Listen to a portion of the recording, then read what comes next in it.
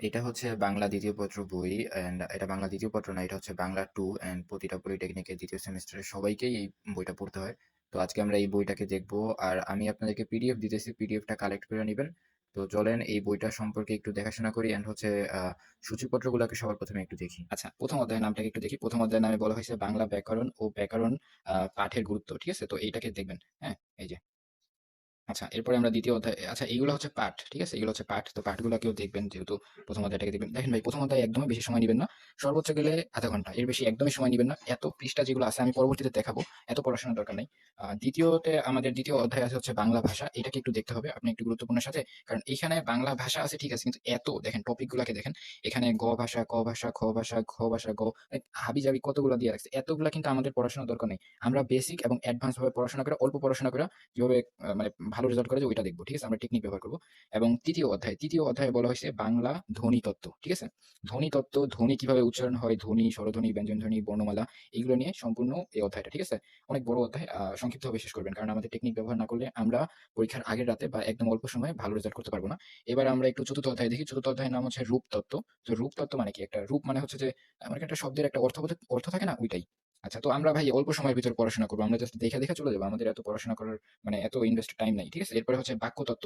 এই জিনিসটাকে একটু দেখেন। এটা হচ্ছে বাক্যতত্ত্ব। মানে একটা বাক্যের লাইন। আমরা যে কথা বলতেছি এটা কিন্তু একটা লাইন। এই বাক্যের তত্ত্ব দিয়ে বাক্যের হাবিজাবি ভাই বাক্য নিয়ে অনেক পড়াশোনা আছে। এত পড়াশোনা করার দরকার নাই। বেসিকটা আমি আলাদাভাবে পিডিএফ তৈরি করে দিব। ওইটা দেখবেন। আচ্ছা। এরপরে আমরা ৬ষ্ঠ অধ্যায়ে আসি। ৬ষ্ঠ অধ্যায়টাও একটু গুরুত্বপূর্ণ আছে। এইখানে আছে বাগধারা এবং আছে হচ্ছে প্রবাদ প্রবচন। প্রবাদ প্রবচন জিনিসটা কি? আচ্ছা, প্রবাদ প্রবচন জিনিসটা কি আমি একটু বলি। মনে করেন কোন একটা মনে করেন আ আমার তো এখন কিছু মনে পড়তেছে না। কিন্তু কথা হচ্ছে যেমন বাগধারা থাকে না? একটা লাইনের মানে একটা বড় লাইনের ছোট একটা অক্ষর এবং প্রবাদ প্রবচন মানে হচ্ছে যে আ একটা টপিক বলে মনে করেন যে আমি বলতে পারতেছি না এখন কম্প্রোমাইজ ওকে। তারপরে আমরা একটু ৭ম অধ্যায়ে পড়াশোনা করব। ৭ম অধ্যায়ে বলা হইছে বিবরণ, ভাব সম্প্রসারণ, সারাংশ বা সারমর্ম। তো এইটা একটু গুরুত্বপূর্ণ। এখানে ভাব সম্প্রসারণ রইছে এবং সারাংশ সারমর্ম রইছে। এটাকে নিয়েও আমরা পরবর্তীতে কথা বলব এবং পরবর্তীতে আচ্ছা আর তো মনে হয় আমাদের চ্যাপ্টার নাই। ও আচ্ছা ৭.২ আছে সারাংশ সারমর্ম। আজান দিয়ে দিচ্ছে। ওকে, এবার ৮ম অধ্যায়। ৮ম অধ্যায়ে বলা হয়েছে ভাষণ ও প্রতিবেদন। ঠিক আছে? অর্থাৎ একটা প্রতিবেদন কিভাবে কাজ করে। মনে করেন একটা নির্দিষ্ট ঘটনার একটা পত্র বা একটা ভাষণ যেটাই হোক না কেন আপনাকে লিখতে হবে। আমি প্রত্যেকটা জিনিস পরে বলে দিব। এখন সূচিপত্রে জাস্ট চোখ বুলায় রাখেন। প্রতিবেদন রচনা এটা। আচ্ছা, এরপরে ভাই দেখেন আমার মোবাইলটা ল্যাগ করতেছে। আমি যে কিছু বলব কিছু হচ্ছে না। ওকে, এরপর হচ্ছে যে পত্র লিখন। ঠিক আছে? আবেদনপত্র। হ্যাঁ? তারপরে এখানে আছে হচ্ছে কি লিখছে? যোগদানপত্র ও স্মরণলিপি। ওকে। এরপরে আমরা আর কি আছে ভাই বই এটা শেষ হয় না কেন পিডিএফ আল্লাহ! আচ্ছা, এরপরে আছে ১০ম এ আছে হচ্ছে রচনা, ঠিক আছে? প্রবন্ধ বা রচনা। এখানে অনেক রচনা আছে। আর আমি আপনাদেরকে কিভাবে বলবো এখানে রচনার ফাইলটা এত দেখার আচ্ছা শেষ হয়ে গেল আল্লাহ! আচ্ছা শেষ। এরপরে বিবিজি মানে হাবিজাবি। তো এই জিনিসগুলো একটু গুরুত্বপূর্ণ দেখেন। পদ্মা সেতু, করোনা ভাইরাস, বঙ্গবন্ধু স্যাটেলাইট ১, বাংলাদেশের স্বাধীনতা সুবর্ণ জয়ন্তী, বাংলাদেশের পোশাক শিল্প, নারী শিক্ষার প্রয়োজনীয় কি লিখছে? নারী শিক্ষার প্রয়োজনীয়তা।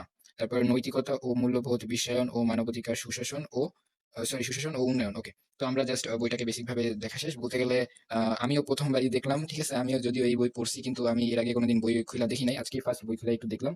অ্যান্ড কিছুটা পড়ার চেষ্টা করলাম। তো অনেক কিছু মিস্টেক ছিল কথা বলার ভিতরে। তো এটাতে একটু কম্প্রোমাইজ। ঠিক আছে? আমরা ২য় থেকে প্রত্যেকটা চ্যাপ্টার প্রত্যেকটা বিষয় আমরা পরিপূর্ণভাবে শেষ করে ফেলব ইনশাআল্লাহ।